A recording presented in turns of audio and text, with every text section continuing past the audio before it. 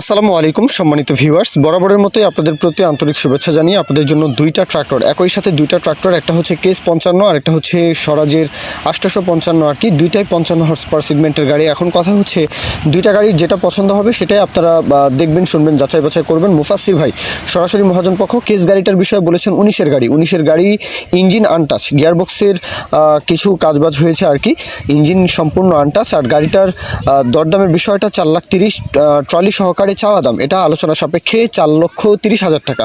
আর যেটা স্বরাজ 855 সেটা হচ্ছে 3,60,000 টাকা ট্রলি সহকারে 3,60,000 টাকা।